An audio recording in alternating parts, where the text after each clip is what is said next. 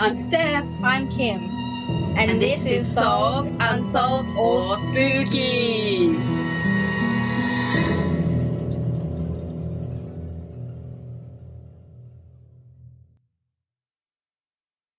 Good evening, true crimers. Hey, everyone. Sorry we're late. Kimbo was sick not with the COVID. She was sick with the fake COVID. Yeah, I got my injection and then I felt pretty bad after it, but all good now. But she's double jabbed now and getting ready for the third one. Apparently there'll be a new one coming out in 6 months. We're going to have another one. Yeah, I was reading about that earlier. It's all happening. Yeah. You got something? Yeah, I do got something. So, with the Gabby Petito case, how Brian Laundrie was the main suspect in that case, and nobody could find him anywhere, and everybody was speculating all these little speculations. He has been found. Unfortunately, he is dead. He has been confirmed dead, and they have found his remains. I was going to say that I read something like it was inconclusive, his autopsy. Yeah, they did the autopsy. But I think they've got more to do still, don't They've sent him to an anthropologist to try and determine how he did die. Amazing job. But I've read a lot of different stuff, and once again, there's so much. That's the thing. Like, I want to cover it. Yeah. But there's so much. What about this and that? And there's theories. And... So I think we need to wait till all the facts are there. So they found his skull, they found his skeletal remains and personal items. So it's a really sad ending to the whole thing. Yeah. What were you telling me about the symbol that Gabby was doing? Like if it's like supposed to be a thing so that if you're like in domestic violence situation and that, and you can go to like people of authority really, and that if you do the hand gesture, then they're supposed to be able to realize, hey, this person is in trouble, they need help, and they're supposed to be able to get you out of that situation. Alrighty then. The other thing I do have, and it's really, really sad, a precious little 4-year-old Cleo Smith has been abducted, I'm pretty certain. Like, once again, lots of speculation. Well, I'm pretty sure everyone in Australia would know about this case. Yeah, so she's been missing for like 11 days now. It's crazy. And they're looking for a small sedan that was seen leaving the area. Yeah, about, they reckon 3 to 3:30 in the morning. In the morning of her disappearance. So there is a sleeping bag that's gone missing along with Cleo. If anyone knows anything or even has the slightest thought. Anything can help. Anything can help, and it could be the piece of the puzzle. So please call the police or Crime Stoppers. And fingers crossed that she gets home safe. I know, she's so precious. She's beautiful. And I can't imagine, like, how her parents are feeling right now. The whole family are just going through so much. Yeah. And that's... I did have another one. My beautiful daughter, once again, has been... I've got lots of beautiful daughters, and I don't know if I'm allowed to say their names, so this one starts with a J, and I love her so much. She sent me some more information today, and it was on my phone, but now that I'm not in service, it's disappeared. And I can't remember. We'll have to look at it for next week. So that will be in next week's episode. Well, it was something to do with who stuck all the bodies in the crawl space. Oh, John Wayne Gacy? John Wayne Gacy. So one guy, the fifth victim, I can't remember his name, but we'll tell you next episode. His family just thought he started a new life somewhere and didn't want anything to do with them, and they've just, through DNA, figured out that, how sad is that? That is sad. But at least his family will have closure. I mean, you kind of would prefer to think he was alive and just doing his own thing, but that's really sad. So I will provide further details on that next week. All right. What are you doing? Well, at first I thought it would be a good time to talk about Tristan and Frank, who is another child missing from Western Australia. Oh. Yeah, but he went missing last year, or in December, and he is still missing. That is awful. Yeah. So if anyone sees or knows anything about Tristan Frank, he is a 14-year-old boy, and he went missing. He was travelling from Northern Territory to Western Australia to stay with some family and that. But yeah, he's missing, and police apparently searched thousands of caves, but they have no leads or anything. Is he the young Indigenous kid? Yeah. That is so sad. Yeah, so if anyone has any information, go to Crime Stoppers or the police, or so bring him home too. Yeah, that's Hopefully, so sad. I know, I keep seeing all these missing people or little kids, and I'm just like, this needs to stop. Leave people's children alone. Yeah. If anyone has any information about any of those, yep, call Crime Stoppers. Yeah, call Crime Stoppers. And I guess we'll get on to today's case, which is going to be horrible because that is what you do. Okay, yeah, this one was recommended. I knew it, but I guess my brain just like kind of decided to leave out how absolutely horrible it was. Because like I remembered this case, but in my mind it wasn't as bad. But then when I went back and I was researching it again, I was like, this is horrendous. This is really bad. So it does involve a lot of torture and abuse against like a child. Oh my god. Kimberly. Yeah, I know. It's really bad. I know I keep going to get I know they're not really any better though, so they're all just horrible. So today I'm going to be talking about the Sylvia Likens.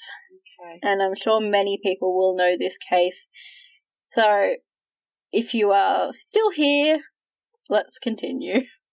So first we'll talk about Gertrude Baniszewski. And I don't know if I'm saying that right, because I struggle. Sounds good to me. She was born Gertrude Van Fossen in 1929 to Molly Myrtle and Hugh Marcus Van Fossen Sr. My goodness, some names there. Both were originally from Illinois and were of American and Dutch descent. She was the third of 6 children, and little is known about her childhood, except that she shared an extremely close bond with her father and didn't have a good relationship with her mother. Oh.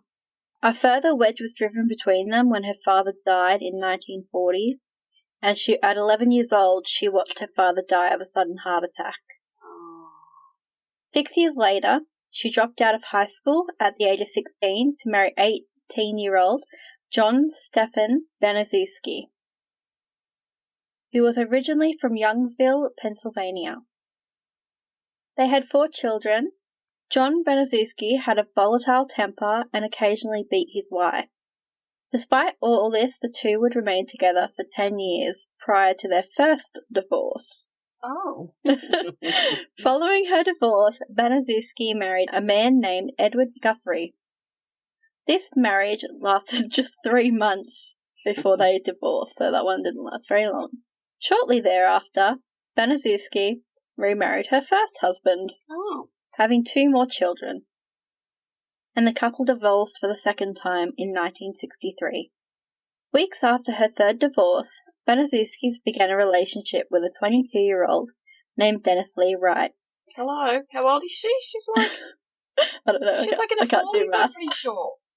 Who was also physically abusive towards her. Oh my goodness. Yeah, she knows how to pick them. Yeah. She had 1 child with him, Dennis Lee Wright Jr., and shortly after the birth of her son, Wright abandoned Baniszewski. She filed a paternity suit against Wright for financial support of their child, although Wright was seldom able to pay. In 1965, Baniszewski lived alone with her 7 children. Paula, it's a lot. Paula, who was 17, Stephanie, 15, John, 12, Marie, 11, Shirley, 10, James, 8, and Dennis Lee Wright Jr., 1.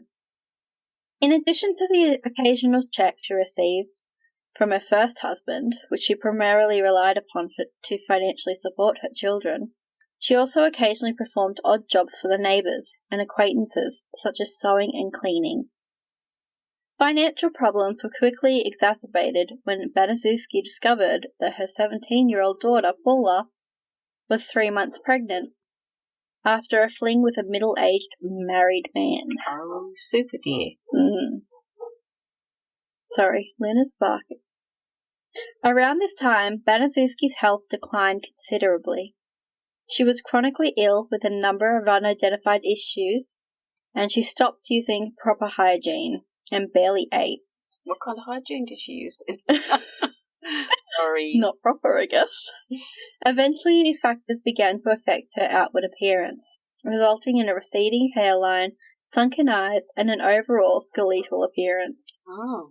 She was 5 feet and 6 inches in height, and she weighed only 45 kilos, and was described as, quote, haggard, underweight, asthmatic, chain smoker, suffering from depression due to the stress of 3 failed marriages, a failed relationship, and a recent miscarriage. Not to mention the 7 kids and one on the way.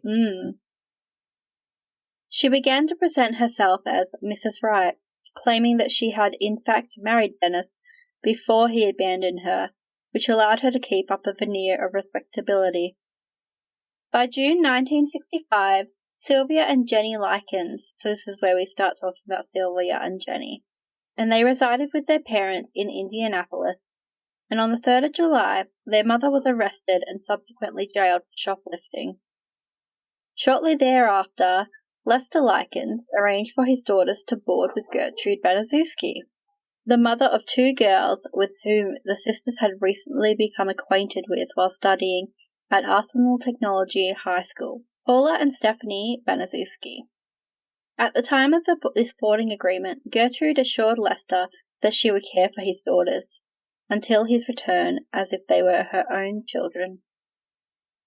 Shortly after the July 4th holiday, the sisters moved into 3850 East New York Street in order for their father and later their mother to travel to the East Coast with the carnival, and for this Gertrude would receive weekly boarding fees of $20 to care for their daughters, until they returned to collect Sylvia and Jenny in November of that year. Lester did not inspect the home before leaving.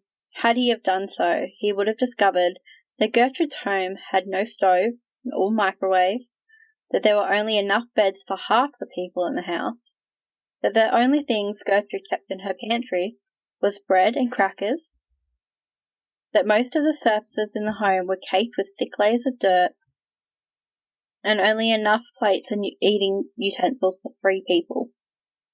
And you just let your kids stay there without checking that out? Yeah. The first week of Sylvia and Jenny's lives at the Banazuski home went relatively well. They attended high school and attended teenage social functions with the Banazuski children, as well as church with Gertrude on Sundays. When Lester's $20 payment failed to arrive, though, Banazuski threw a temper tantrum, screaming at the girls, quote, I took care of you 2 bitches for nothing, before forcing them to lie across her bed with their skirts and underwear around their ankles while she beat them. Oh, dear. Shortly thereafter, Lester and Betty Likens came into town to check on the girls. Neither of them made any reference to the beatings, presumably under the threat from Banazuski.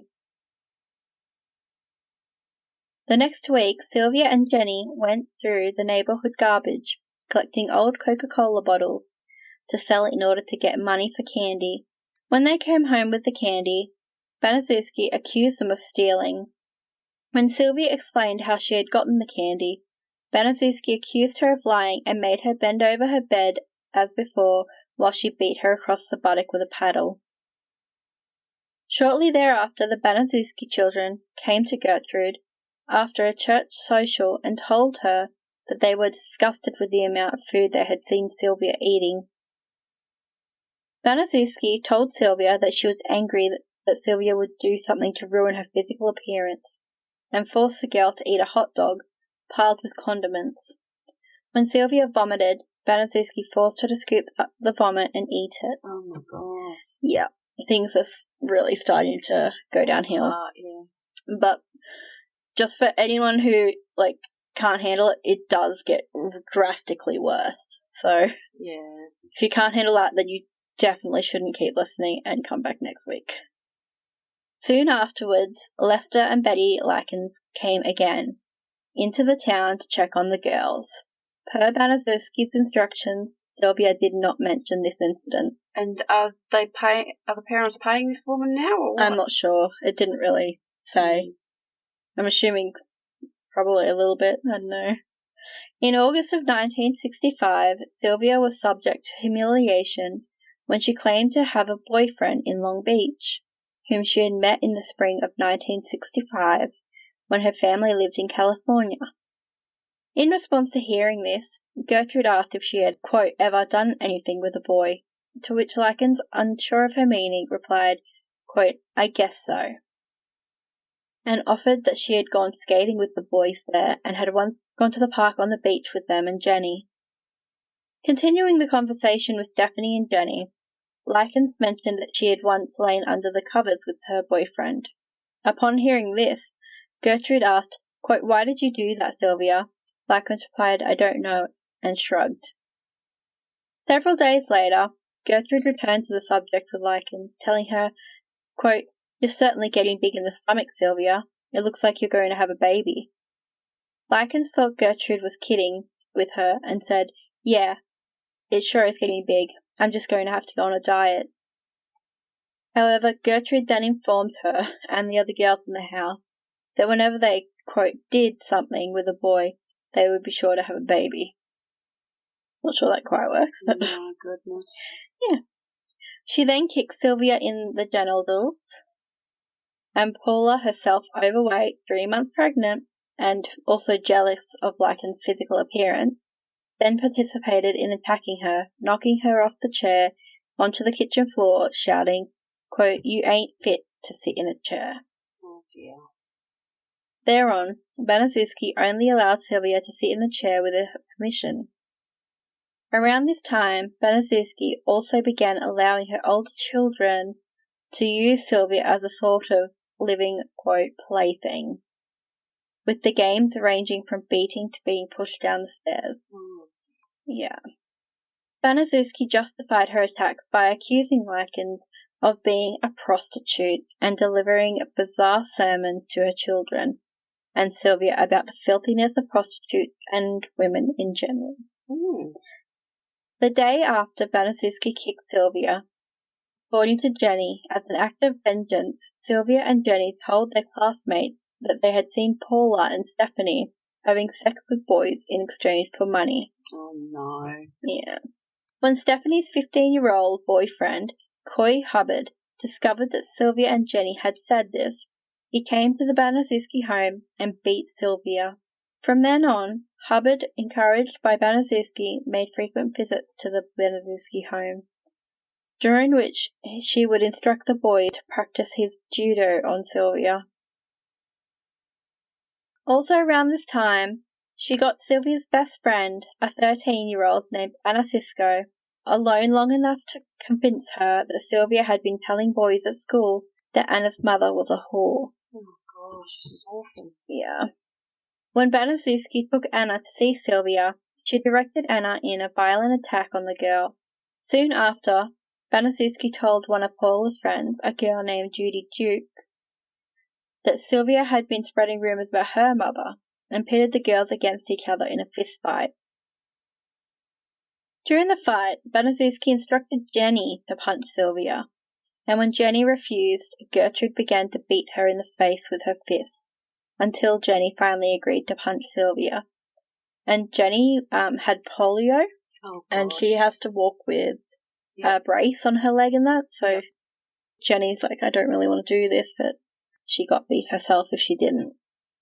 In August of 1965, the vacant house next door to the Banazuski residence was purchased.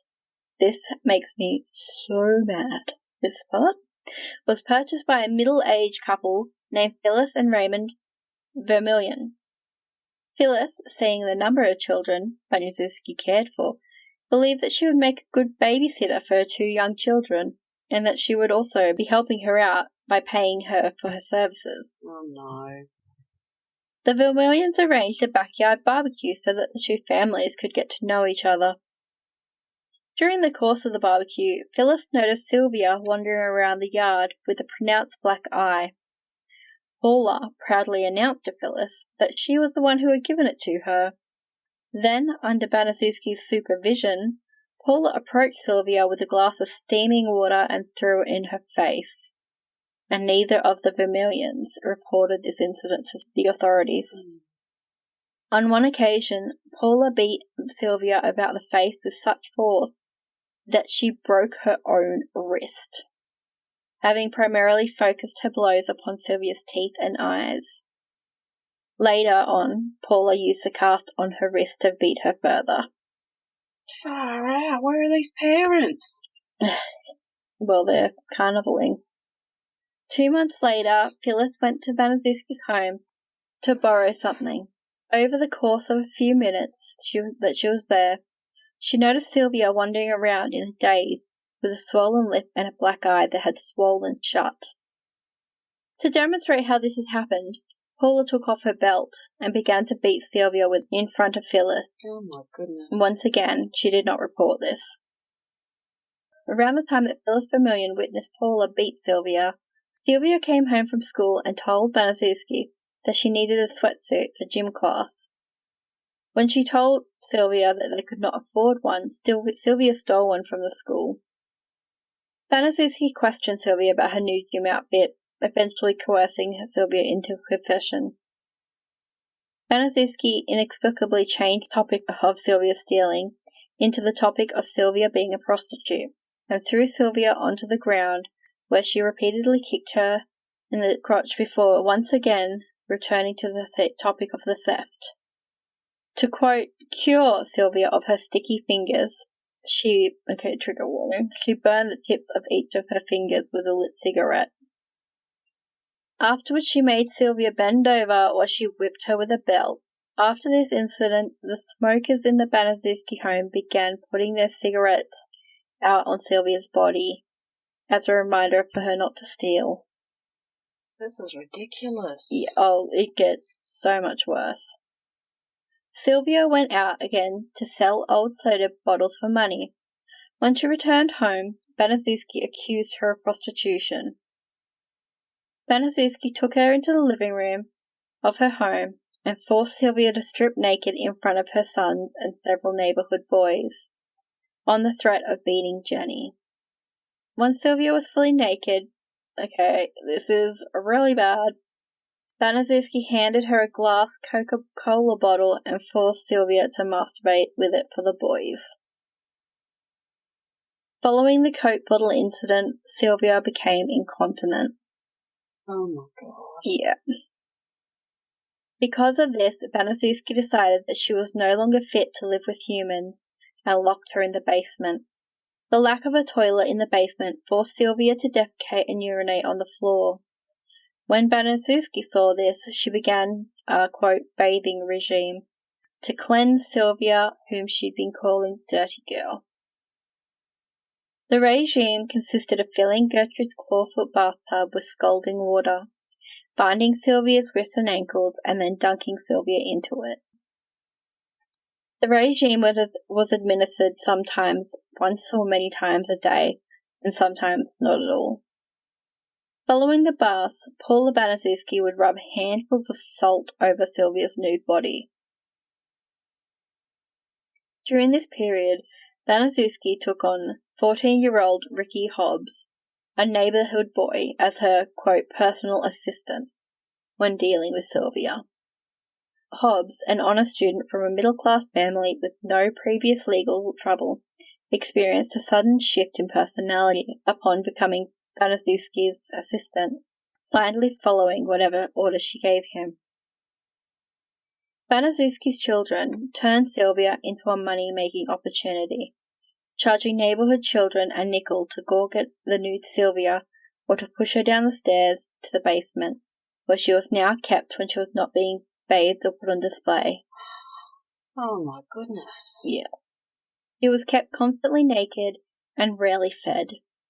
When she was allowed to eat, it was in a weird way, such as an instance in which Banazuski insisted that she eat soup with her fingers. Oh god. Often, Banazuski and her 12-year-old son, John Jr., would make Sylvia clean the basement by allowing her to eat her own feces, and gave Sylvia a container in which she could collect her urine, which she was then made to drink.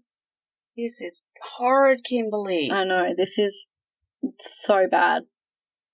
Sometime around this period, Jenny managed to send contact to her and Sylvia's older sister, Diana, who was married and had a family of her own. Jenny outlined the horrors that she and Sylvia were experiencing and instructed Diana to contact the police and come rescue them. Please tell me he does. No. She believed that Jenny was simply displeased with being punished and that she was making up the story so that she could come live with her. Oh my God. Wouldn't you check it out? Yeah. Also around this time, one of the neighbourhood children who had been by to see Sylvia, a 12-year-old named Judy Duke, went home and told her mother they were beating and kicking Sylvia. And the girl's mother replied that that's what happened when someone was being punished. People are so dumb. Oh, it's the worst. So many people. Mm. Shortly thereafter, the Banazuskis' Reverend Roy Julian visited them as part of a program he had set up to see each of his parishioners at home. While he and Banazuski drank coffee, she complained to him that Sylvia had been an intense burden on her, claiming that the girl was a prostitute who had been servicing married men and had gotten pregnant, although at the time Paula was several months pregnant. Gertrude insisted that her daughter was a virgin and that Sylvia was attempting to pass off her own misdeeds onto the pure Paula. Oh my goodness. Banazuski and the Reverend prayed for Sylvia's salvation before the Reverend left. When the Reverend returned again a few weeks later, Paula told the Reverend during prayers that she, quote, had hatred in her heart for Sylvia, to which Banazuski interjected that the opposite was true. Shortly after this, Diana came by to visit her sisters. Banazuski refused to allow her into the home, at first telling her that Lester had contacted her and instructed her not to allow Diana into the home. When Diana questioned this, Banazuski threatened to call the police and have her arrested for trespassing. Diana hid nearby the house until she spotted Jenny outside, and then approached her. Jenny told her older sister that she was not allowed to talk to her and then ran away. Concerned, Diana contacted social services, and when a social worker arrived at the home, Banazuski informed her that she had kicked Sylvia out of the house for being physically unclean and a prostitute, and that Sylvia had since run away. Oh my God. So, yeah. Banazuski then managed to get Jenny alone long enough to inform her that if she told the social worker the truth, Jenny would join her sister naked in the basement. Jenny then told the social worker that Sylvia had indeed run away. No, where? A social worker returned to her office where she filled a report stating that no more calls needed to be made there. So that's that. No. On October 20th, Gertrude called the police to come arrest a boy at her home. Robert Bruce Hanlon was a local youth who claimed that the Banazuski children had stolen things from his basement. He had come to the home early in the evening, demanding that Banazuski return his things. When she refused, he attempted to sneak into the home to take them back. Phyllis Vermillion witnessed Hanlon being put in the back of a squad car and approached the police to speak on his behalf, as she had earlier overheard the argument between Banazuski and Hanlon over the stolen goods. She made no mention of Sylvia during her conversation with the police. I hate this woman. I hope she goes to jail. On October 21st, Banazuski instructed John Jr., Coy, and Stephanie to bring Sylvia up from the basement and tie her to a bed, telling Sylvia that if she could hold her bladder through the night, she would be permitted to sleep upstairs again. When Banazuski checked Sylvia the next morning and discovered she had wet the bed, she made her dress, then took her into the living area, where she once again forced her to perform a striptease for her sons and the neighborhood boys, again forcing Sylvia to masturbate with a Coca-Cola bottle. When Sylvia was finished, she was allowed to dress.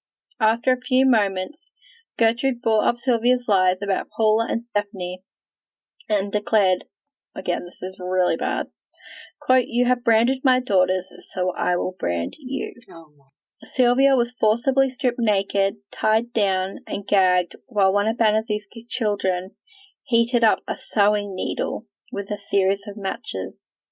When the needle was orange, Gertrude used it to carve and burn the letter I and part of the letter M into Sylvia's stomach.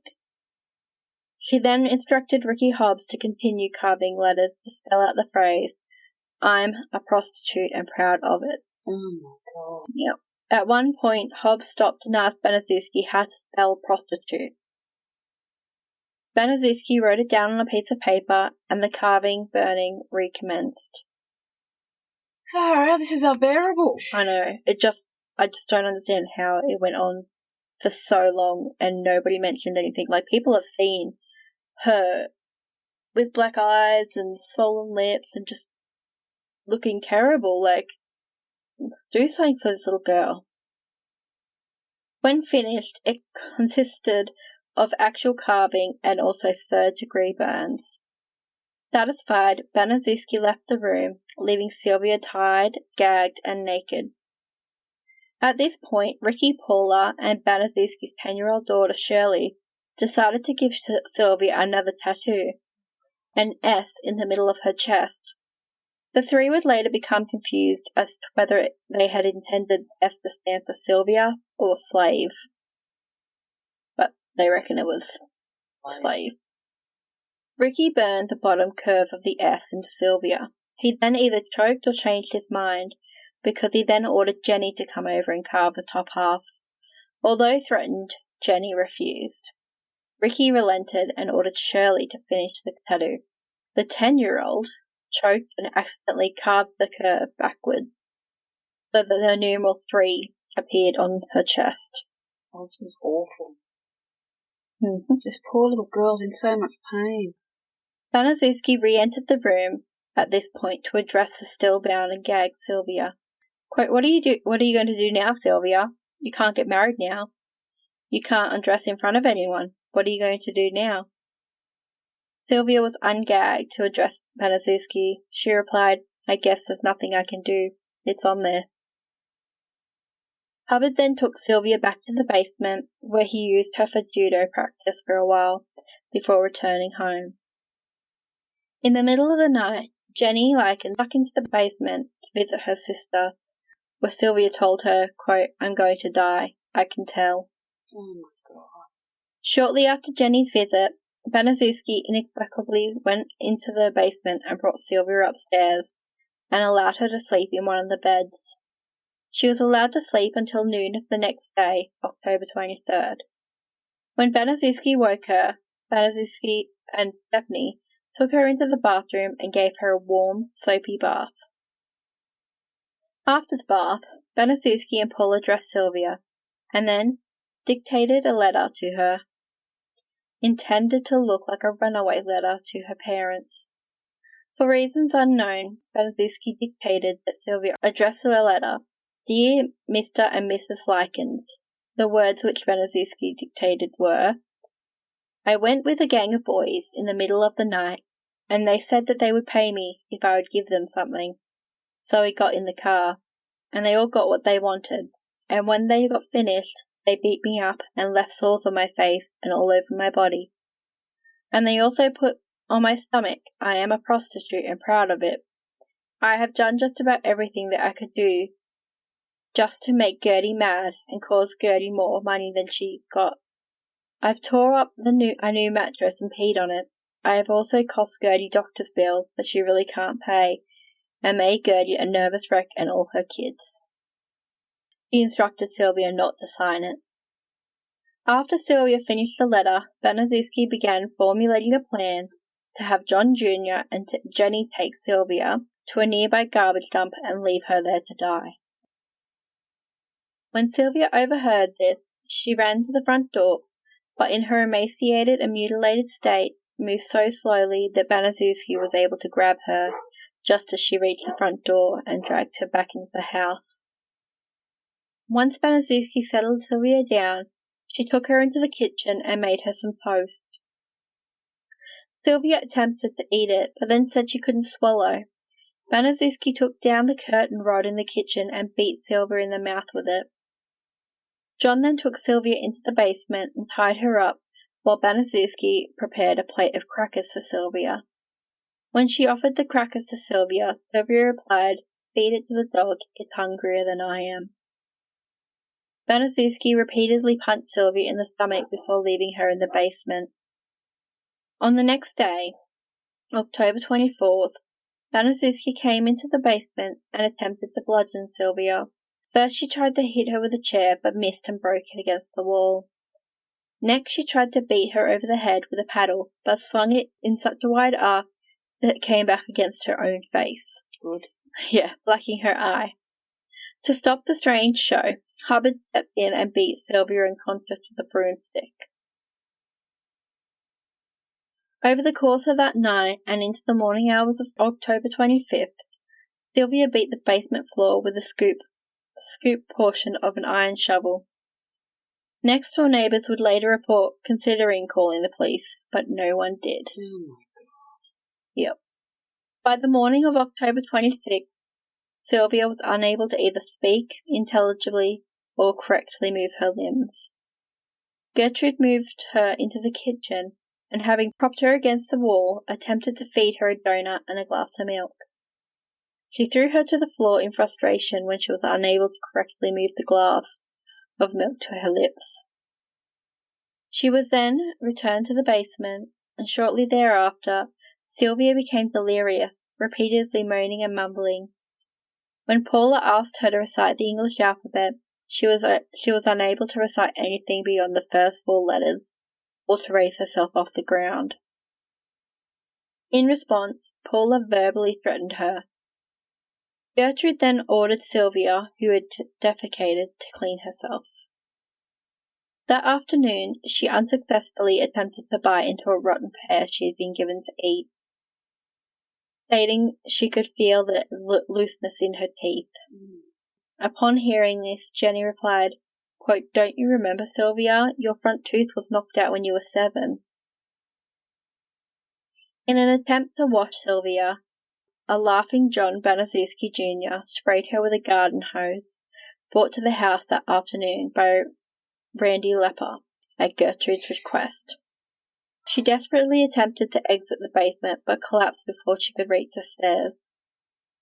In response, Gertrude stamped on her head before standing and staring at her for several moments. Shortly after 5:30 p.m., Richard Hobbs returned to the residence and immediately proceeded to the basement. He slipped on the wet stairs and fell to the floor of the basement, to be confronted with the sight of Stephanie crying and cuddling Sylvia's emaciated and lacerated body after she had been ordered by her mother to clean her. Stephanie and Hobbs then decided to give Sylvia a warm, soapy bath and dress her in new clothes. She was not breathing, and Stephanie attempted to apply mouth-to-mouth resuscitation, as Gertrude repeatedly shouted to the children in the house that Sylvia was faking her death. Oh my God.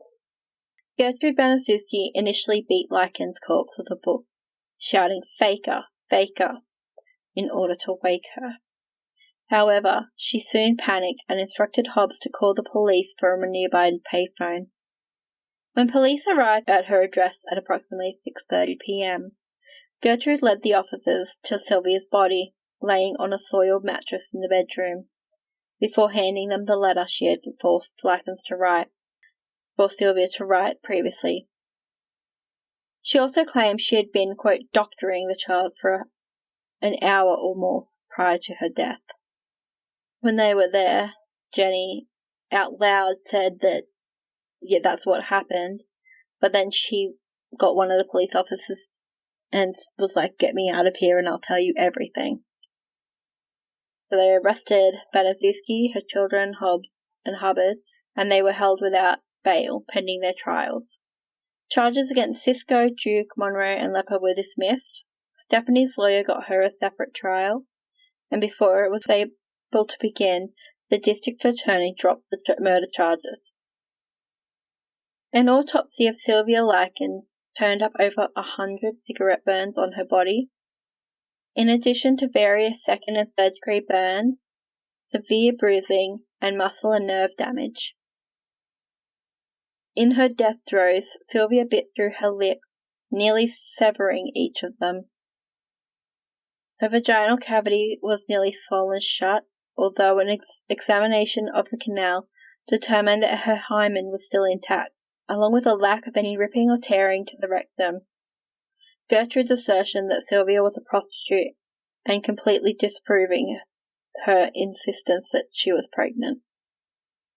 The official cause of death was brain swelling, internal hemorrhaging of the brain, and shock. Sylvia's funeral was conducted at the Russell and Hitch Funeral Home in Lebanon on the afternoon of October 29th. The service was officiated by the Reverend Lewis Gibson, with more than 100 mourners in attendance. Sylvia's grey casket remained open throughout the ceremony, with a portrait of her taken prior to July 1965 adorning her coffin. In his eulogy, the Reverend Gibson stated, quote, "We all have our time. We won't suffer like our little sister suffered during the last days of her life." The Reverend then strode towards Sylvia's casket before adding, "She's gone to eternity." Following this service, Sylvia's casket was placed by pallbearers in a hearse and driven to Oak Hill Cemetery to be interred. This hearse was one of the 14-vehicle procession to drive to the cemetery for Lycan's burial. Her headstone is inscribed with the words, "Our darling daughter." The case of the state of Indiana versus Gertrude Baniszewski, John Baniszewski, Paula Baniszewski, Ricky Hobbs, and Coy Hubbard commenced in May of 1966. The prosecution sought the death penalty for all involved, including John and Hobbs, who were 13 and 14 at the time. Paula's time in court was interrupted when she was rushed to the hospital to give birth to the child that she and her mother had insisted she wasn't carrying. In a show of solidarity, Paula named her child Gertrude. On May 2nd and 3rd, Jenny Likens testified against all 5 defendants, stating that each had repeatedly and extensively both physically and emotionally abused her sister, adding that Sylvia had done nothing to provoke the assault, and that there had been no truth in either the rumours she had been falsely accused of spreading, or the slurs each had made against her character. During her testimony, Jenny stated abuse her sister, and to a much lesser degree herself, had endured began approximately 2 weeks after they had begun to live in the household. Jenny burst into tears as she recalled how just days before Sylvia died, she had said to her, quote, "Jenny, I know you don't want me to die, but I am going to die. I can tell it."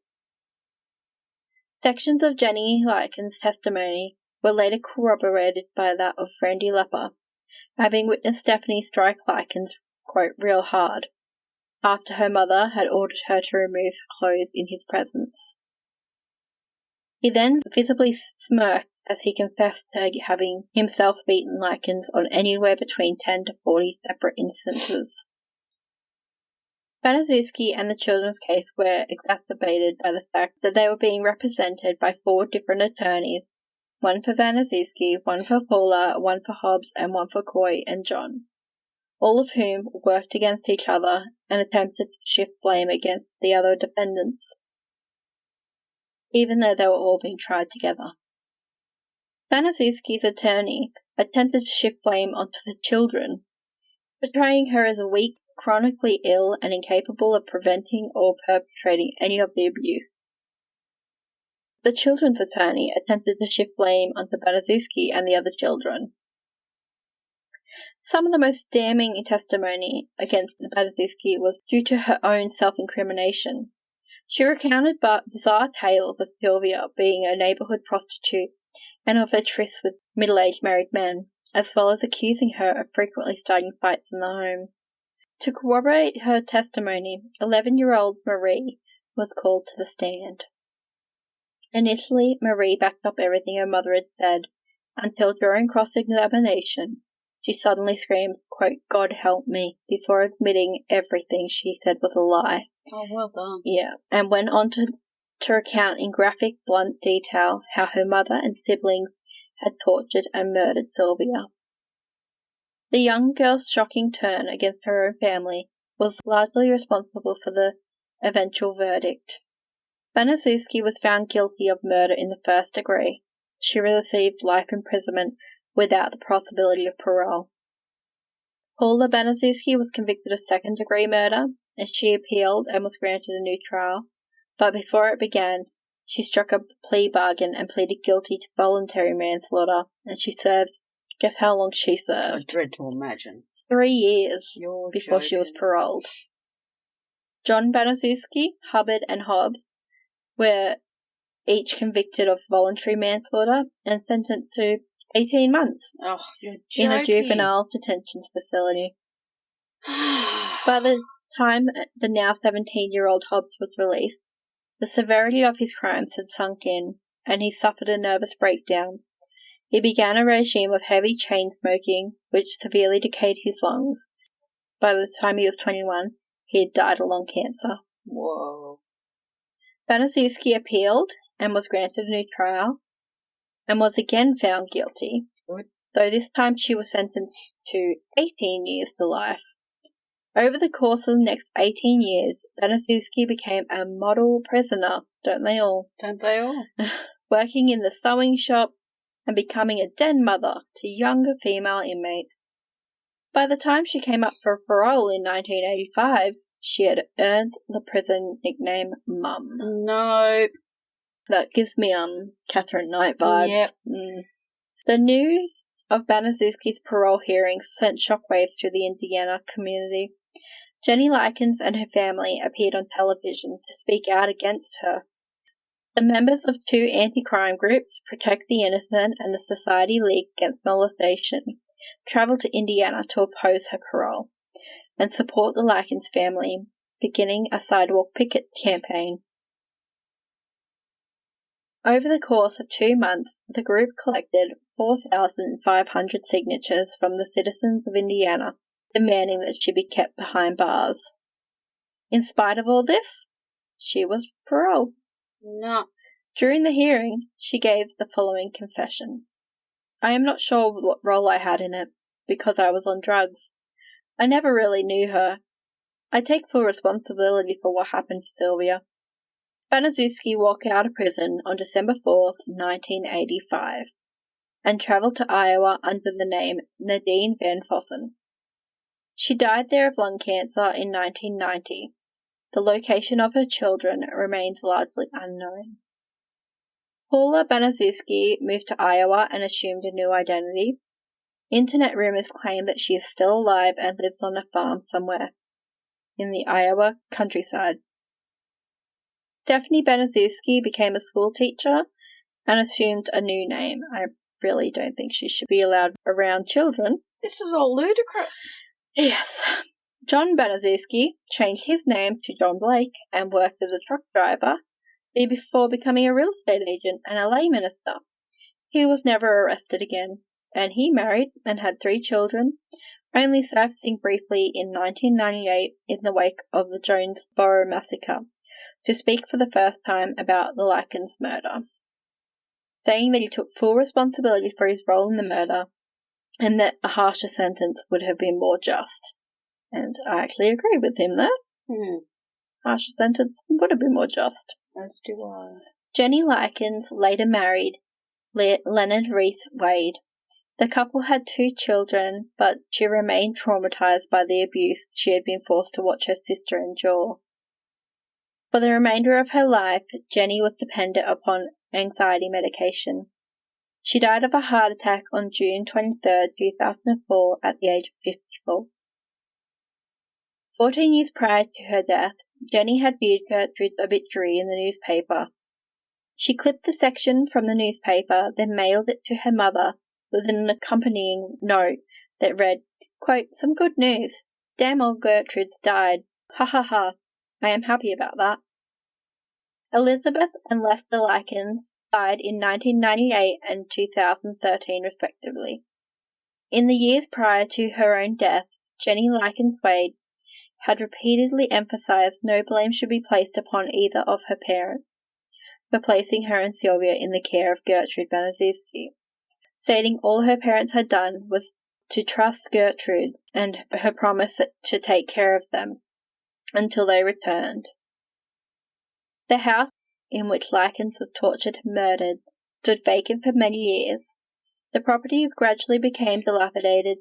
It was demolished on April 23, 2009, and is now a church parking lot.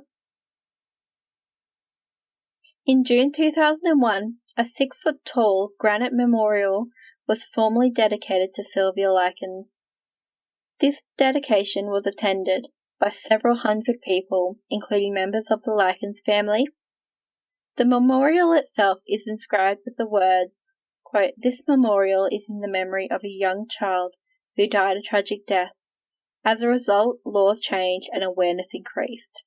This is a commitment to our children that the Indianapolis Police Department is working to make this a safe city for our children. I see a light, hope. I feel a breeze, strength. I hear a song, relief.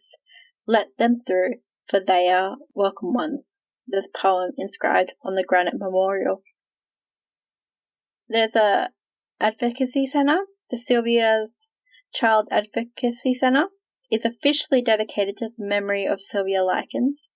It was founded in 2010 in Lebanon, Indiana, and initially was named the Boone County Child Advocacy Center. This non-profit organization was renamed in her honor in 2016, with the executive director stating, "The most important thing that we can do is tell kids they are hurt, and we are listening."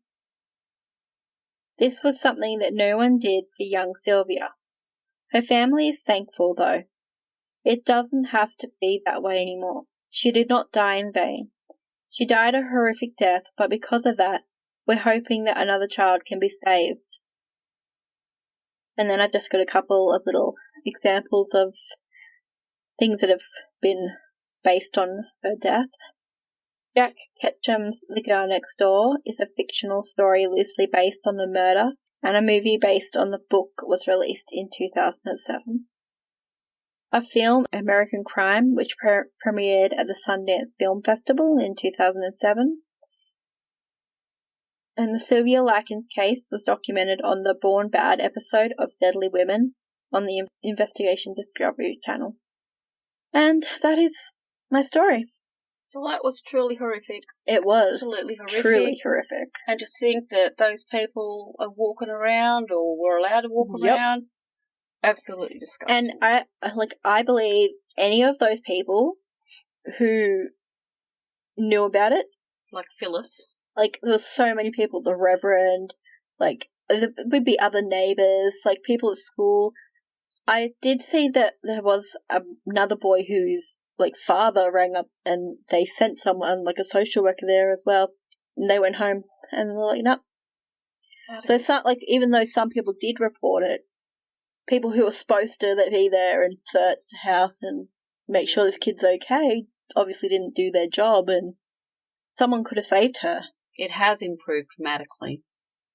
The social work side of things, thank goodness. I don't usually cry, but that one had me in tears. I know, you went quiet. It made me want to vomit. It's disgusting. It's horrendous.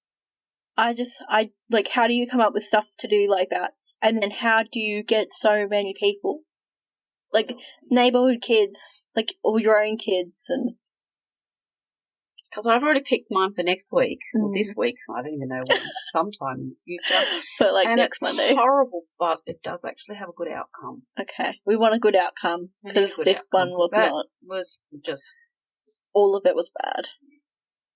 All right. I guess we'll see everyone next week. Maybe. I don't know if anyone's coming back after that. After that one. I don't know if I'm coming back after that. Horrendous story.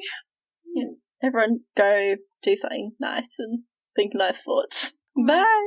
Thank you for listening. We hope you enjoyed the podcast. You can follow us at Facebook at Solved, Unsolved or Spooky, on Twitter at #orsolved, Instagram at Solved, Unsolved or Spooky. You can email us at podcast@solvedunsolvedorspooky.com. And if you want to support the show, go to Podfan and find Solved, Unsolved or Spooky and pick one of the tiers. Thank you. Please subscribe and leave a review on iTunes.